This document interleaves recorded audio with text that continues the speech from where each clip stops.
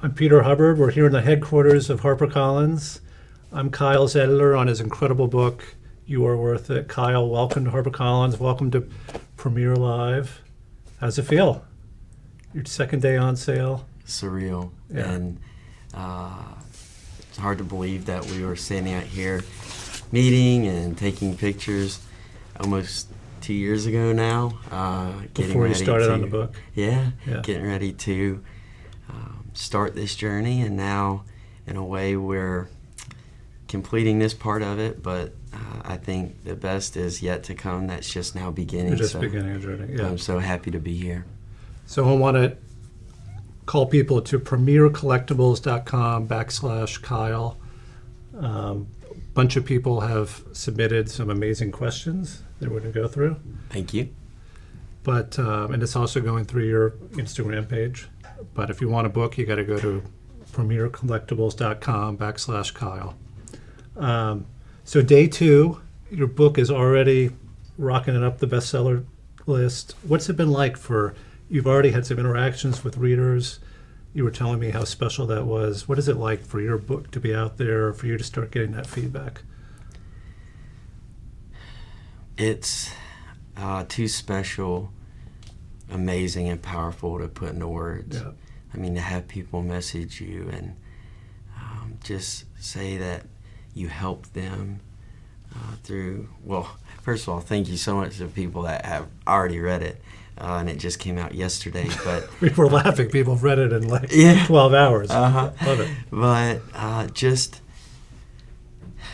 to have this story to not only help people, but to solidify in history not only what my family went through with me, our beautiful but at times very difficult and painful journey together, but my fellow Marines that were on the ground sacrificing, many that at 18, 19, 20 years old gave that last full measure of devotion for their country, left loved ones back at home, not only missing them, but children that will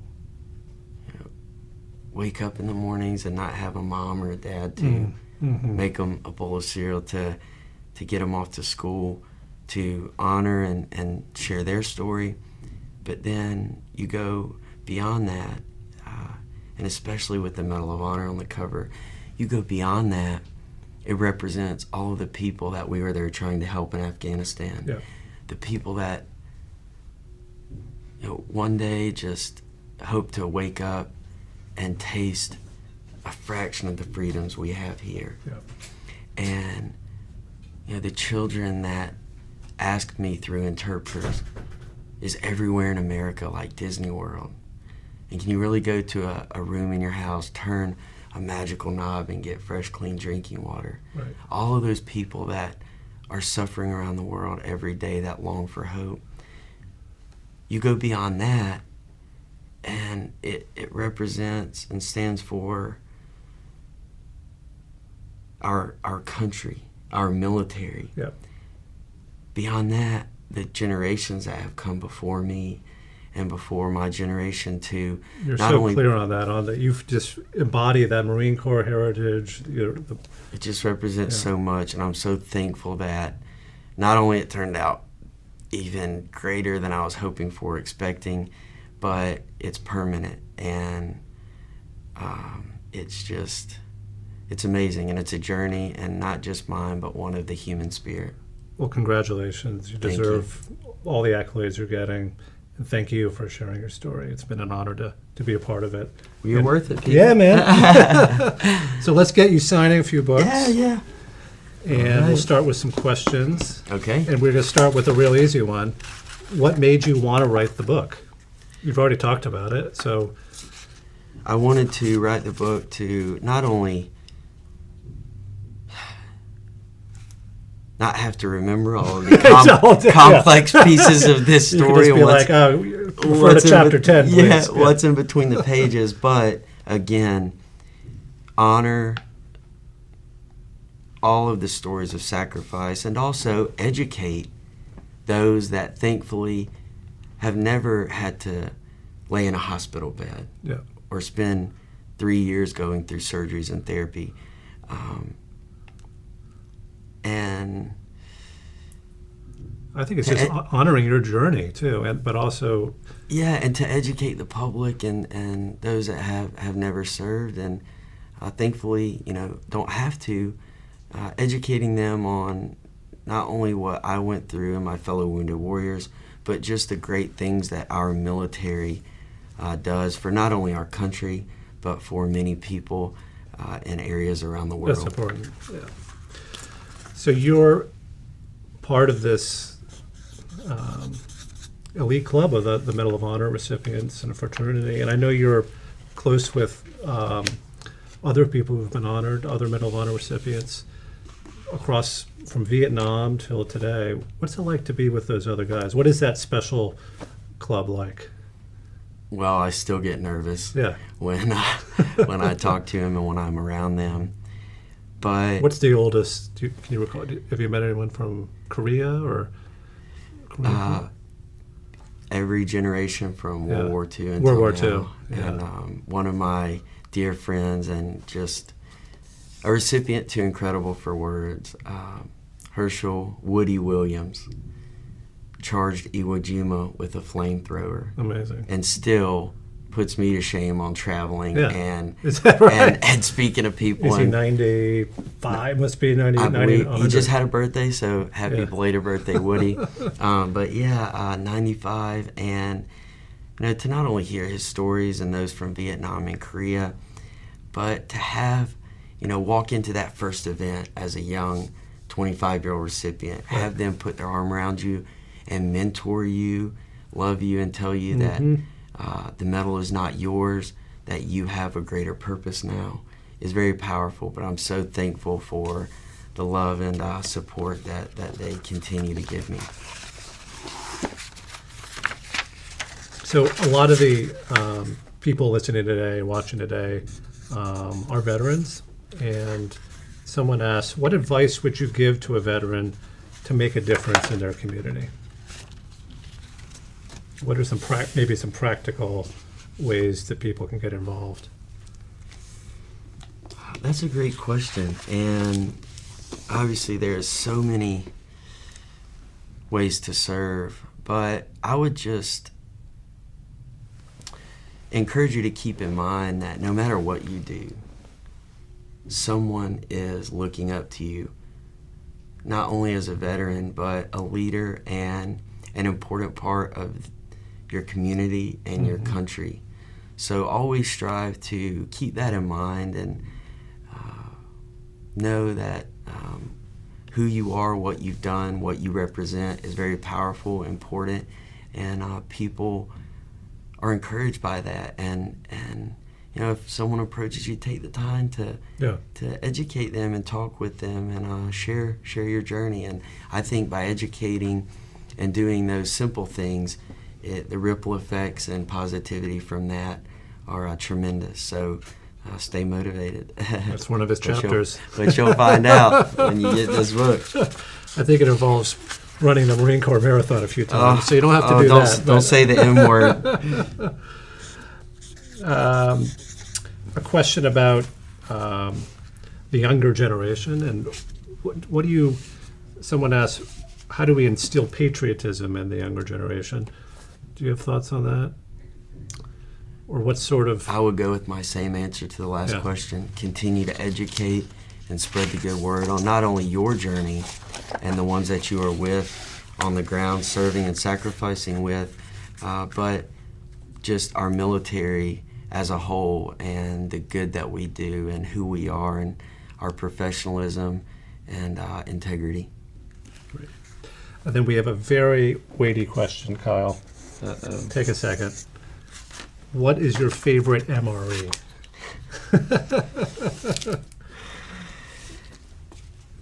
Cheese tortellini. Cheese tortellini. There you go. I'm a little rusty. I might have forgot a couple, but cheese tortellini. I love it. Let's see. What do you hope readers will take away from the book? I think you've covered that. What do you miss most about the Marine Corps? The unknown. Really?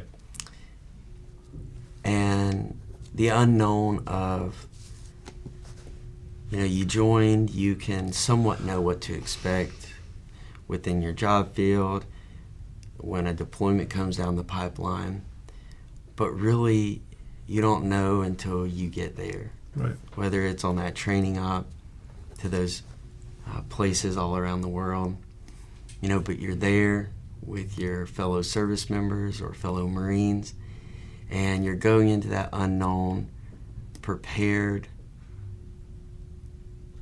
and to love and respect and care for each other. Right. That no matter whether you're getting inserted by helicopter into the worst combat zone right. on Earth at the time, or you're cruising through a ship through the Caribbean Ocean on a Navy aircraft carrier, it's exciting. And to be with those people and have those experiences for life, you just can't beat it. Right. Everyone, we're at premiercollectibles.com/Kyle. If you hadn't ordered, please go on there and get it. premiercollectibles.com/Kyle. So the unknown, a lot of people are freaked out by change and not knowing what's coming before them. Do you have any advice for people on how to roll with the punches and embrace that uncertainty? A lot of times there's things in life that might have already happened that you want answers for as to why, maybe why me. And then, there's things that have yet to happen and are still continue to happen in your life. And just know that there are going to be things that are not only challenging, but you might not be prepared for. And when they happen, they're very difficult. Yeah. But just know that, and talking about this in the book, that the smallest of steps eventually completes the grandest of journeys. And you don't have to always have a plan. You don't always have to know where you're going. Right. You just have to know and be willing that you have to know, one, that everything in life is a choice and a fork in the road. And, you cut out the noise. And it's a tough pill to swallow at times, but you have to realize that you cut out the noise, and when it comes down to that moment, you can either take that small, unknowing step forward, or you're going to stay right there where you are in life for good or bad for potentially the rest of your life. I mean, that's something that struck me in the book. The importance of taking that next step forward, and you got to do that, or else you're absolutely, you're going to be absolutely stuck where you are. And that's why I'm sitting here right now. And you figured out along the way, in a sense, but take that next step. Stay motivated. Absolutely. Yeah. All right. What's your favorite band right now? My favorite band. Well, I always strive to be honest with the public, and I'll note that Zach Brown has blurbed your book. So. Zach, you're the man. But trying to be honest and always transparent with the people that love and support me. I'll just say that my mom says I listen to too much rap music. So we'll let you. We'll give you a pass on that. Yeah. But Zach, you're number one. You've had a chance to interact with so many extraordinary leaders. Who are some of those people who inspire you through their actions, or who impressed you when you've met them? My fellow wounded warriors who at times were superhuman in my eyes at Walter Reed. People whose names no one out there knows, but that maybe no one will ever hear of. But imagine you're feeling down, you don't want to go to therapy one day. I'm talking from my perspective. And you open the door to your Wounded Warrior barracks room, and you see a quadruple amputee. Lost all of their limbs permanently for the rest of their life. Right. With their newborn child on what's left of their legs, with a smile on their face, going to therapy and taking on the day and any challenge that comes their way. And to see that, I mean, how could I not stay positive and try to tackle the day with a smile on my face? And I'm just so beyond honored and thankful that one of my endorsements is the man, the myth, the legend, General and Marine Corps General and former Secretary of Defense, James Mattis. I met General Mattis for the first time, and this is before the medal. I don't even really know what I was doing at this event because it was way too nice for a beat-up Lance Corporal to be at. But a higher-ranking Marine that I was recovering with came over to my table and he said, "Hey, we gotta go meet General Mattis." And you'd heard about him, or you were aware of him? Of course. Yeah. And I said, "No way, I'm not going over there and interrupting his dinner." But we go over and, we're talking and he's asking us about our injuries, our recovery. You would have thought he was a Lance Corporal hanging out with us. Fast forward almost a year and a half later, I was towards my time at the end of Walter Reed, my 3 years recovering. And instead of just kind of sitting around the hospital and the barracks with no more therapy or surgeries, I had recovered. Right. And so I decided to get a security clearance and do a few internships to kind of get out of the hospital and start working on the inevitable transition that was about to come my way. Yes. And I was interning with a counterintelligence agency, and General Mattis came, and at the time he was CENTCOM, commander of Central America, and he is the guest speaker. And I was going to go down and just reintroduce myself, but seemingly for the not first expecting time. he would remember. I didn't want to put him on the spot and say, "Hey, you remember me?"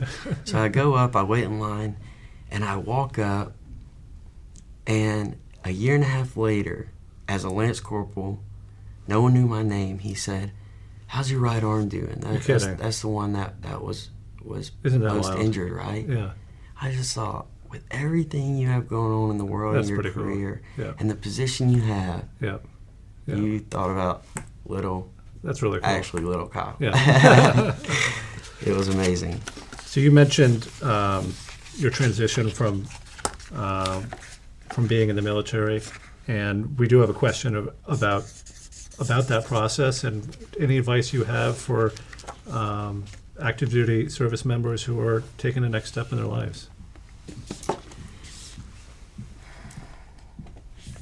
I would encourage you to keep in mind that it might not be super smooth and easy. At times it's going to be difficult. Going back, there's going to be unknowns. You might be financially stressed with your having a family, and not to mention the greatest factor, leaving that family and that life of service and purpose every single day, and excitement. And leaving that community and going out into the world, and not only leaving that community, but going out into a world where thankfully 99% of people have not served. Right. And they might not understand. And I really started to encounter what I'm about, kind of the lesson I'm about to convey, when I left Walter Reed after 3 years, immediately drove down and moved into my one-bedroom apartment in Columbia, South Carolina. And 2 weeks later, starting my freshman year at the University of South Carolina.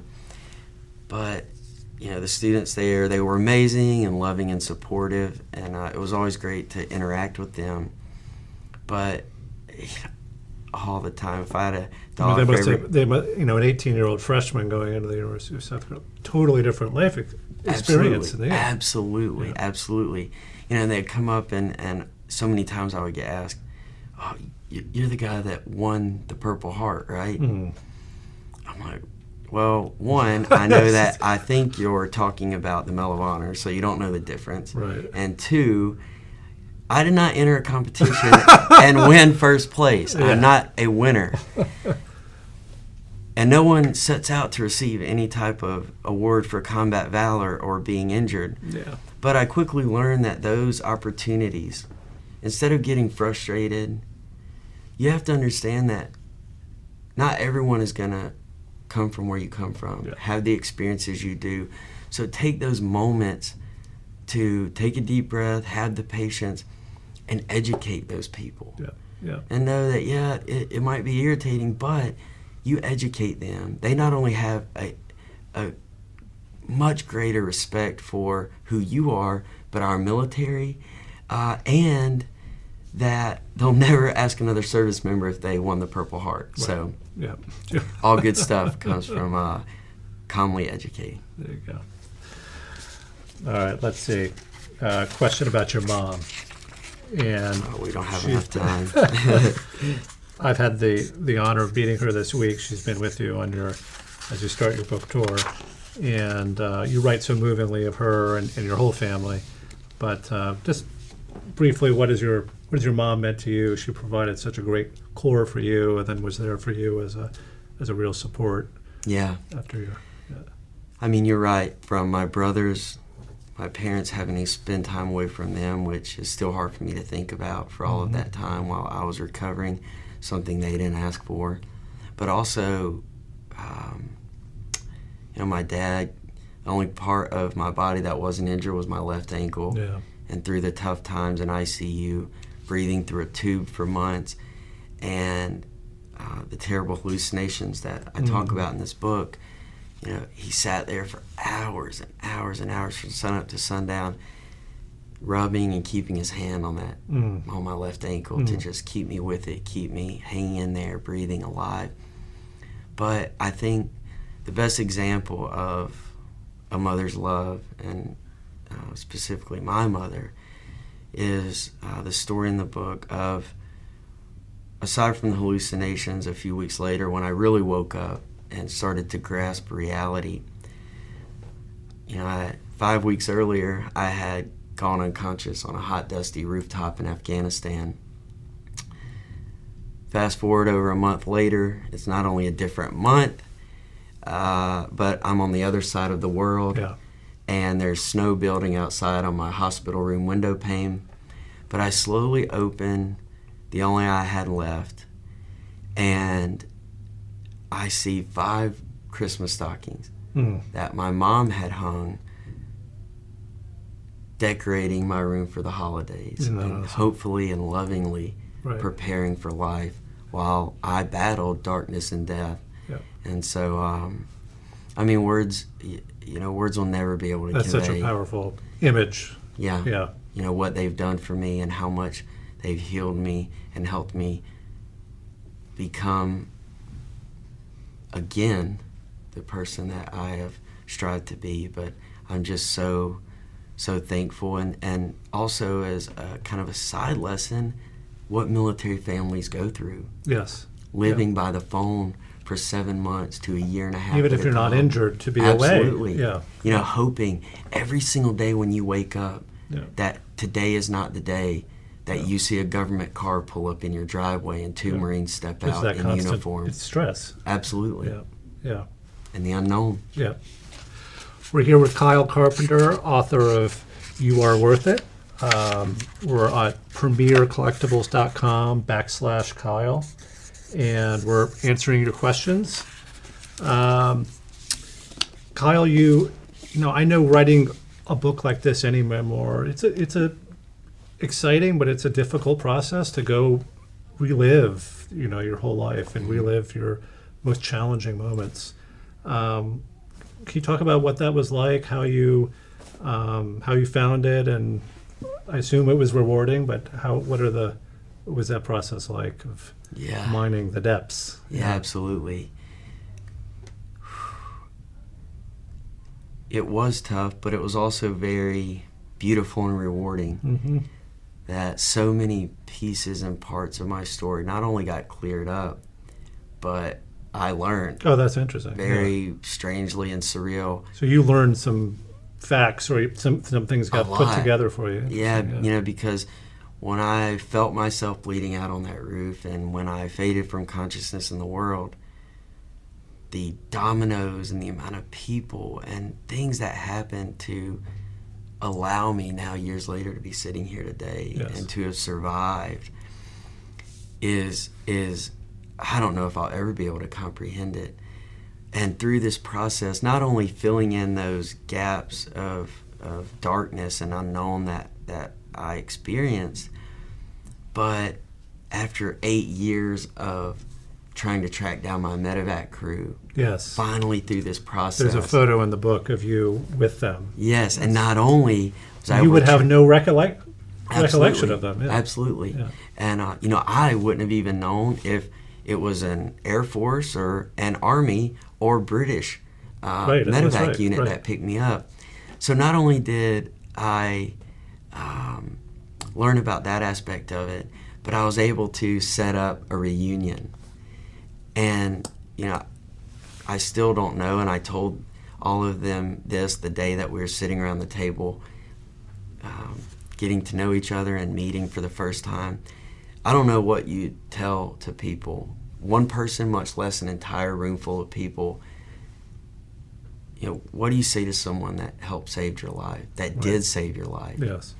So, but it was just such a beautiful moment. And not only that, many of them were still in, along with the aircraft built in 1978, the helicopter that picked me up on the battlefield that day. I got to go to that Air Force base in northern Las Vegas, and I got to step on and off on my own terms out of that medevac aircraft. That is amazing. And that's that photo in the book. Absolutely. With you with it, yeah. And it also taught me, and I also got to go to Germany and see the bed that I was resuscitated on there and kept alive. But from the janitor in Germany that actually, I went back with a small group of Wounded Warriors, she remembered him coming through there and cried because as a grandmother, she always wondered if he made it. And then to go and meet up with my medevac crews, I even met the gentleman and the Air Force service member that was in charge of washing the blood out of the helicopters and those medevac units when they returned. Yeah. So just to tell everyone thank you and express in whatever way I could my gratitude was just, this really fulfilled me. Yep. And gratitude is such a theme of the book. It's a chapter of the book is say thank you. It's essential. And I imagine it was special for you, but how special for them to know how meaningful and valuable their service was and their actions. Absolutely. Everybody needs that. Because in all medical communities and healthcare professions, especially the military and these forward combat trauma hospitals and Landstuhl in Germany, they're always receiving injuries. Yes. And they're always, doing those 13-hour surgeries to keep us alive. How draining that must be. How draining, always getting their hands dirty to give every ounce of their being to help us.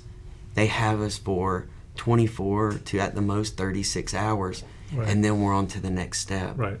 Never knowing if, they don't care that they worked hard or gave time and effort and energy. Right. But always wondering, did we keep him alive? Everybody wants to know, was it worth everything we're putting into it? And did he make it back to see his family? Yeah. Was he able to keep his leg? Can he walk now? Yeah. So just to go back and tell them thank you and that what they do is so just beyond important was incredible. Yeah. It's an incredible book. We're here with Kyle Carpenter, author of You Are Worth It, premiercollectibles.com/Kyle. Let's see if we have some lighter stuff. Someone asked, how great is it to be a fellow Gamecock? Well, they just had a big I'm really big win, sorry, right? Georgia fans, but especially after that win on the road in Athens, it's pretty good. Go Gamecocks. Are you rooting for anybody in baseball? I'm a big Nationals fan. I'm from D.C. I'm a Braves fan. Okay. Oh, that was... I'm sticking to it. But hey, next question. We were glad not to face you. Go Braves. Let's see. And I talk about the Braves, actually. That's right. A very strange and crazy hallucination in the book, but I grew up going to Turner Field and seeing games there and the Braves play. And so somehow that worked its way into the medication and disorientation of the ICU. But yeah, go Braves. Amazing. Someone asks, it's a heavier question, but about survivor's guilt. And someone asks, why not me? And how you deal with those feelings of perhaps guilt. I don't know if that's how you'd put it. Really, really great question, and I think a question that many veterans and service members ask themselves. And I think it's so difficult because, for the rest of your life, you're probably not going to have an answer. Yeah. So with that said, and what I'm about to say kind of spins off from the fact that at times I was forced to search for those silver linings and faint glimmers of hope through the long, dark, and painful nights. So my point to that is try to focus and keep in mind not only the positives, but what you know. Mm-hmm.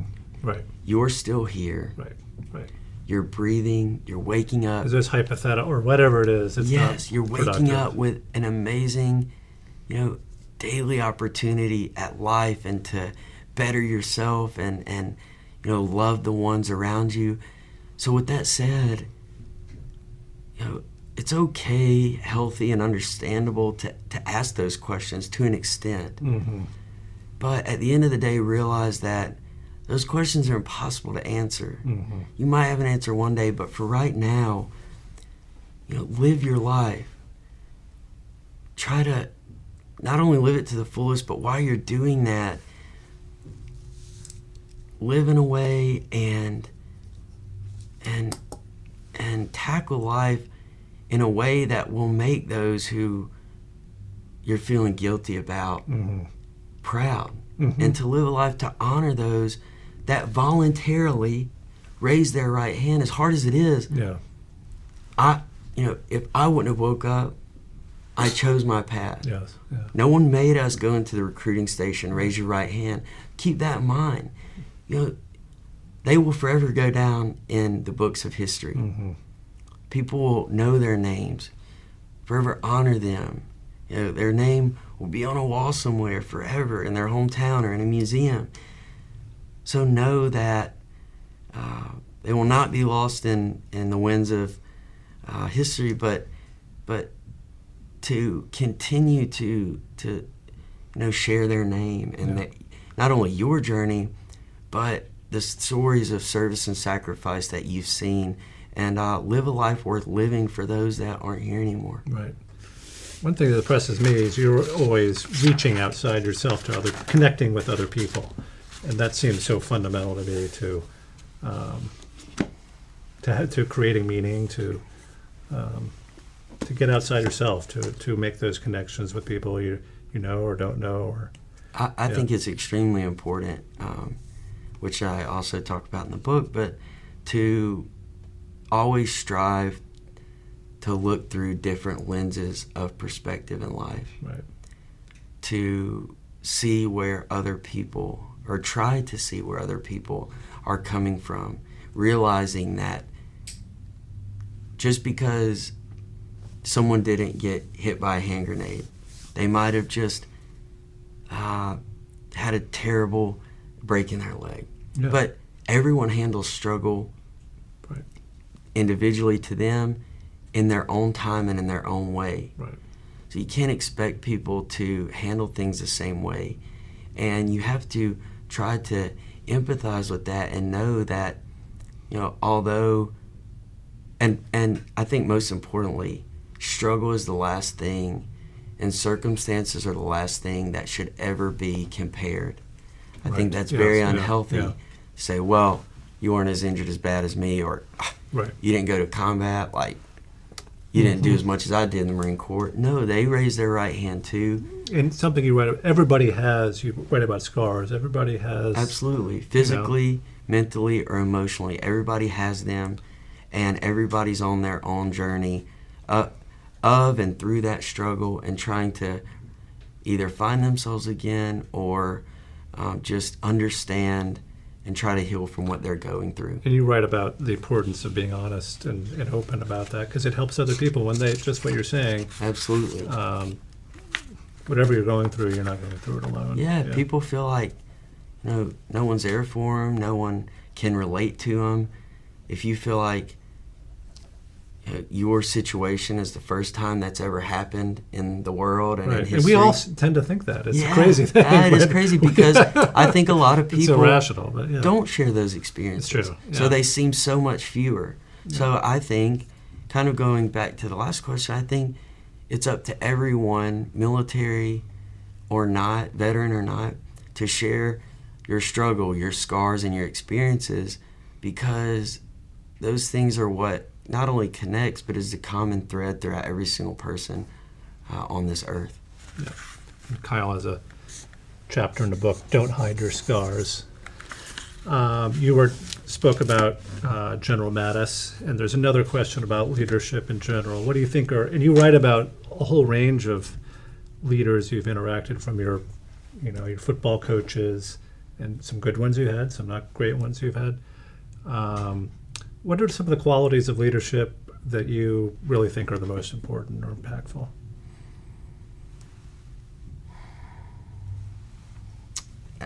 As a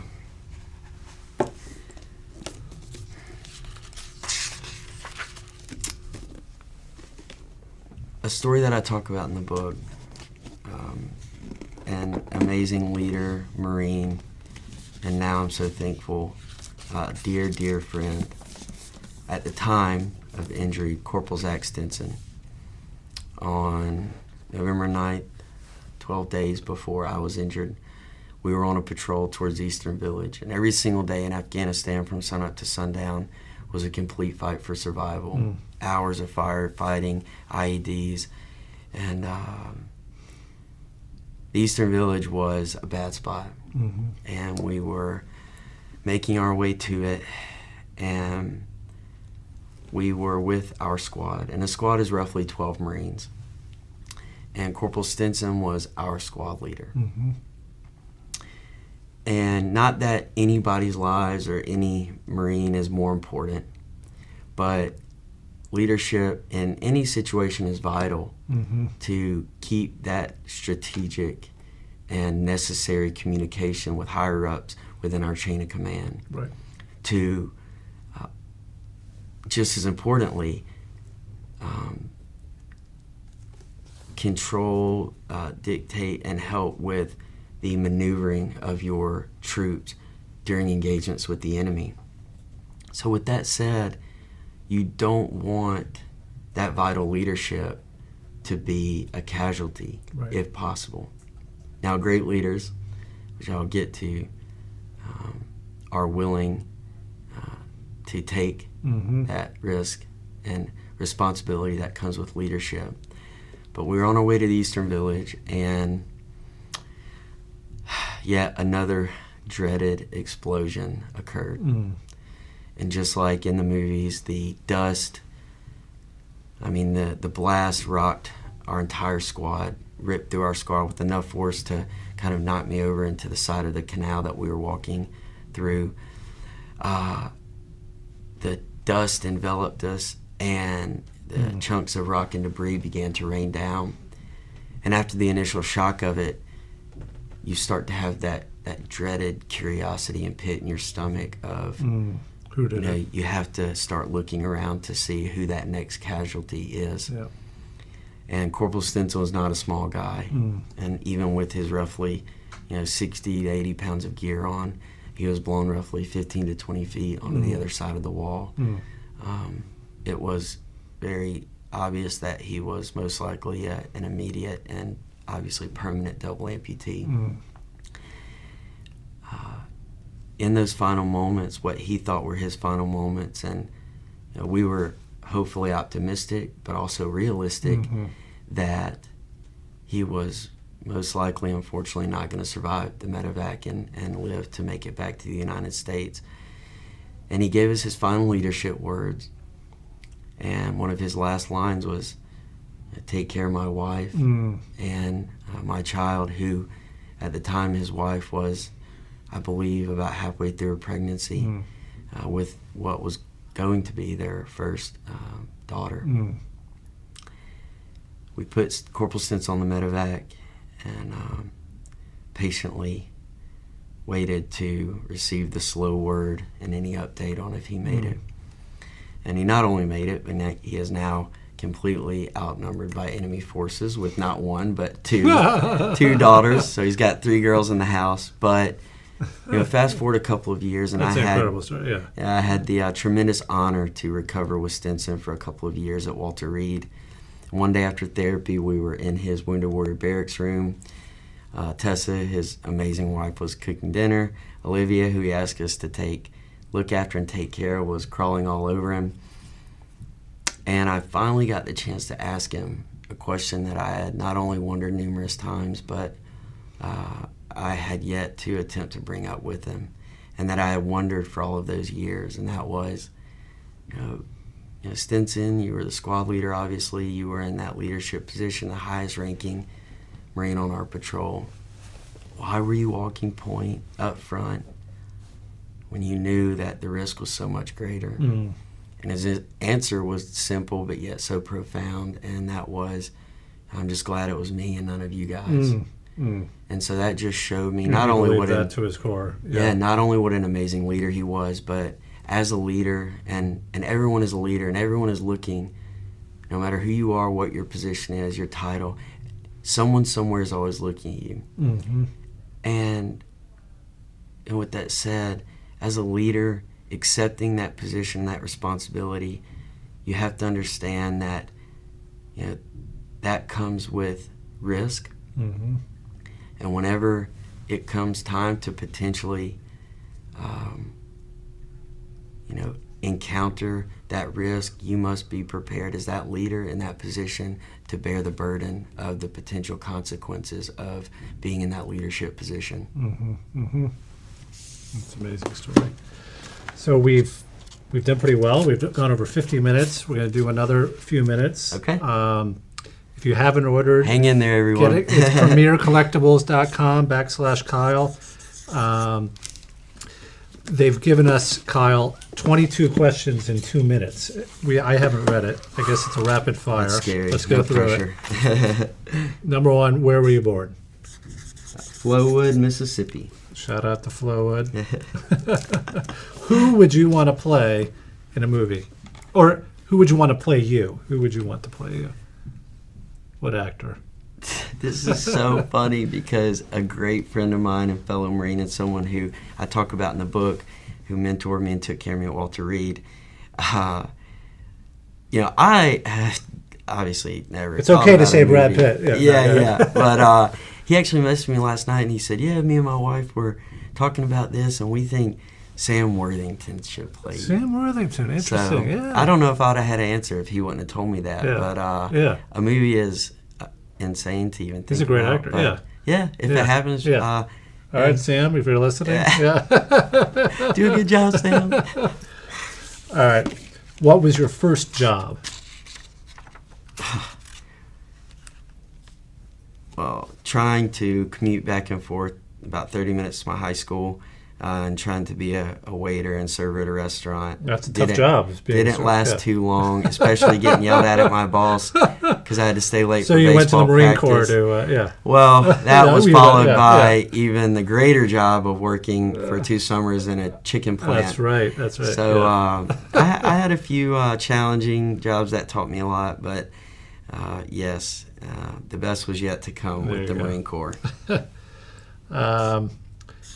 What's your biggest fear in 1 or 2 words? Regret and unfilled potential. There you go. Who makes you laugh the most? Myself.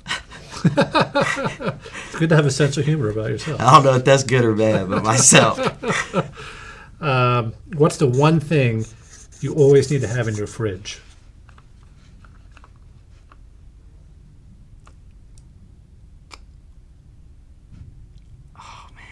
Well, this is the one that stumped you. Chocolate milk. Chocolate milk. Who is the most interesting person you met recently? Maybe you met someone in New York.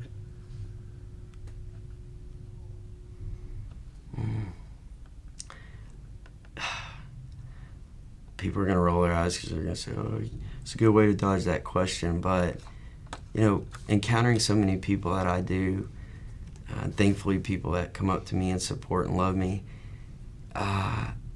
If you take the time, everyone has an interesting story, and everyone comes from somewhere, and everyone's been through something, good or bad. So when you start the book with your Uber driver, and that was the genesis of this whole book, but you took what was striking about it is that you took the time to really listen to him and hear his story and engage. Well, he definitely wanted to have some conversation, but I am thankful I did. Audience. And he taught me an amazing lesson, which I look forward to all of you reading in the book. Yeah. Let's see. You're so busy. You're going all over the place writing this book, but do you have a hobby that keeps you busy on the side? I love movies. I usually rent a movie every night of the week and keep back on the couch and end the day that way. I love going to the movies, and I love eating. What's the last movie you saw? Last movie I saw,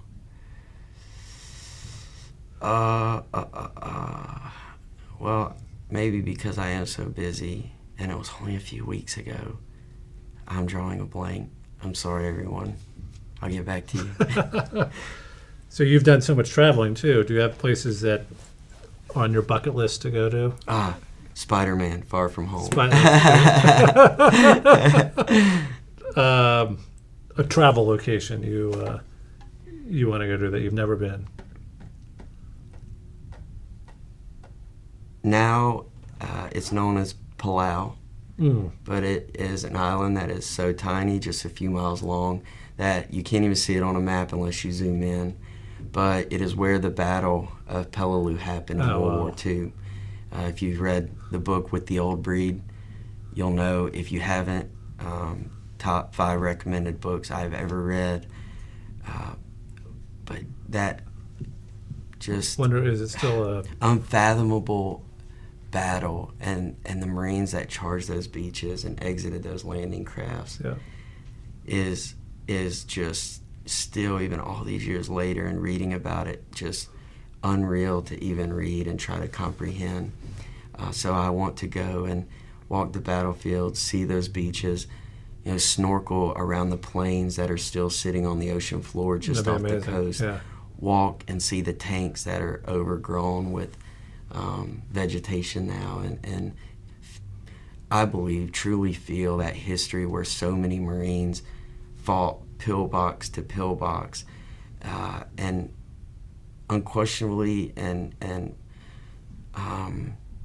just gave their life in full measure of devotion to take that few miles of beachhead.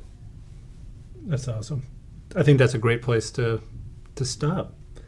In your book's adding to that incredible legacy that you feel so connected to, and it's been an honor to work with you, sir, and to everyone out there who's bought the book. Thank you so much. It's Kyle Carpenter. Thanks for coming by. The book is You Are Worth It. Thank you so much. Hey, thank you, Peter, HarperCollins, William Morrow, for believing in me and helping me on my mission of just spreading the good word and helping people through their struggle. I appreciate it. It's an incredible book. If you're one of those people who hasn't bought it yet, it's premiercollectibles.com/Kyle. Thank you, sir. Thank you, Peter. Great.